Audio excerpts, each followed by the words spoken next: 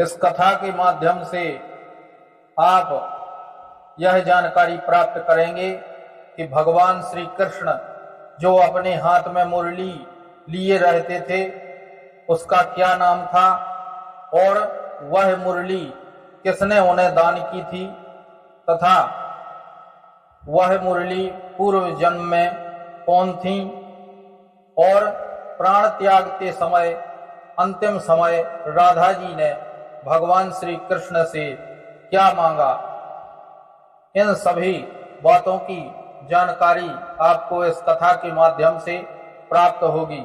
कृपया वीडियो को अंत तक देखते रहें जिससे आपको पूर्ण जानकारी प्राप्त हो सके और हमारा प्रयास सफल हो सके। भगवान श्री कृष्ण मुरली से बड़ा प्रेम किया करते थे। सदैव भगवान उसे अपने हाथ में ही लिए रहते थे। उस मुरली का नाम महानंदा था और कोई कोई उसे सम्मोहिनी कहा करता था। जब भगवान शिव को यह ज्ञात हुआ कि अखिल ब्रह्मांड के स्वामी योग योगेश्वर भगवान श्री कृष्ण का जन्म हुआ है, तब उनके मन में दर्शन की अभिलाषा जाग उठी और जाकर के भगवान शिव ने भगवान श्री कृष्ण के दर्शन किए और अपने जन्म को सफल किया। उसी समय भगवान श्री शंकर जी ने भगवान श्री कृष्ण को मुरली भेंट स्वरूप प्रदान की। मुरली के मधुर स्वर ने गोपियों के हृदय में प्रेम की अथाह तरंगों का निर्माण करके उनमें प्रेम भर दिया। मुरली शब्द ब्रह्मा का प्रतीक है। ब्रह्मा जी की मानस पुत्री सरस्वती जी थी, किंतु एक बार संयोगवश ब्रह्मा जी ने उनको जड़ होने का श्राप दे दिया। तब जड़ होने से पहले सरस्वती जी ने प्रभु की प्राप्ति करने के लिए भगवान श्री हरि का तप करना प्रारंभ कर दिया और 1000 साल तक तप किया। उनकी तपस्या से प्रसन्न होकर के भगवान नारायण प्रकट हुए और उन्होंने कहा कि हे देवी, मुझसे आप वरदान मांगिए।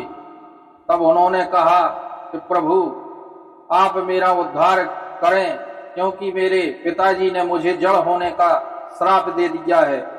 तब भगवान ने कहा, मैं कृष्ण अवतार इस पृथ्वी पर धारण करूंगा, जिसमें अनेक लीलाएं करूंगा और सज्जनों की रक्षा और भक्तों का कल्याण करूंगा। मैं तुम्हें उसी जन्म में अपनी सहचरी बनाऊंगा। तब सरस्वती जी ने कहा, प्रभु, मुझे तो जड़ वास होने का श्राप मिला है। तब प्रभु ने कहा, निसंदेह तुम्हें चाहे जड़ रूप में जन्म मिले, फिर भी मैं तुम्हें अपनाऊंगा और प्राण शक्ति भर दूंगा। तब सरस्वती जी का जन्म बांसुरी के रूप में हुआ। मुरली आज भी सब जड़ चेतन का मन मोह लेती है और उनमें प्राण शक्ति भर देती है। भगवान कृष्ण मुरली को सदैव अपने अधरों पर लगाए रहते थे। भगवान श्री कृष्ण जब मुरली बजाते थे तो यमुना जी का जल ठहर जाता था और गोवर्धन पिघलने लगता था। बड़े बड़े देवताओं के विमान रुक जाते थे। ब्रह्मा आदि देवताओं की समाधि लग जाती थी। भगवान जब मुरली बजाते थे तो गोपिकाएं मोहित हो जाती थीं और 3-3, 4-4 दिन तक वह बेसुध पड़ी रहती थीं और सुध आने पर भगवान की ओर भागती थीं। मुरली बजाने से सभी प्रकार के कष्ट दूर हो जाते हैं। आज भी यदि कोई अपने दरवाजे के पास मुरली को लटका देता है तो उसका व्यापार चलने लगता है एवं उसके घर में जो अशांति है वह दूर हो जाती है। मन में हर्ष उल्लास फैल जाता है। राधा जी अपने जीवन का जब अंतिम समय गुजार रही थी, राधा किसी भी तरह श्री कृष्ण को देखना चाहती थी।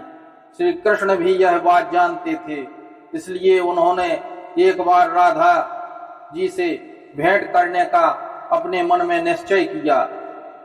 राधा जी के याद करते ही श्री कृष्ण राधा जी के सामने प्रकट हो गए। कृष्ण जानते थे कि यह राधा जी का अंतिम समय है। तब उन्होंने राधा जी से कहा कि हे राधे, कुछ आप मुझसे मांग लो, परंतु राधा जी ने मना कर दिया। जब बार बार कृष्ण भगवान ने अनुरोध किया, तब राधा जी ने कहा कि हे प्रभु, यदि आप मुझे कुछ देना चाहते हैं तो कृपा करके मुरली की मन मोहने वाली तान को आप मुझे सुना दीजिएगा। तब भगवान ने अपनी मुरली को निकाला और वह सुंदर मन मोहने वाली धुन को बजाने लगे। उस बांसुरी को धुन को सुनते सुनते राधा जी ने शरीर को त्याग दिया और पुनः वह गोलोक धाम में जाकर बस गईं। यह देख करके कि राधा जी गोलोक धाम को चली गई हैं, उन्होंने अपने प्राण त्याग दिए हैं, तब इस बात को देख करके भगवान को बड़ा दुख हुआ और उन्होंने अपनी मुरली को तोड़ दिया और मुरली के टूटते ही सरस्वती जी का उद्धार हो गया। जड़ रूप से उनको मुक्ति मिल गई। ब्रह्मा जी का जो श्राप था उससे मुक्त होकर के भगवान की बारंबार स्तुति करते हुए सरस्वती जी अपने धाम को चली गईं। तो इस प्रकार से मुरली अद्भुत थी और भगवान के सभी संवादों में मुरली का वर्णन किया गया है। भगवान की मुरली के बिना उनकी सुंदरता अधूरी है। राधा जी सदैव मुरली की तान सुनती रहती थीं। जब भगवान श्री कृष्ण ब्रज से मथुरा गए, उस समय से कभी भी भगवान ने बांसुरी नहीं बजाई और बांसुरी सदैव अपने साथ राधा जी की याद के रूप में सदैव भगवान श्री कृष्ण रखते थे। अंतिम बार भगवान श्री कृष्ण ने राधा जी के अनुरोध पर बंसी बजाई और उसके बाद कभी भी भगवान ने फिर बंसी नहीं बजाई।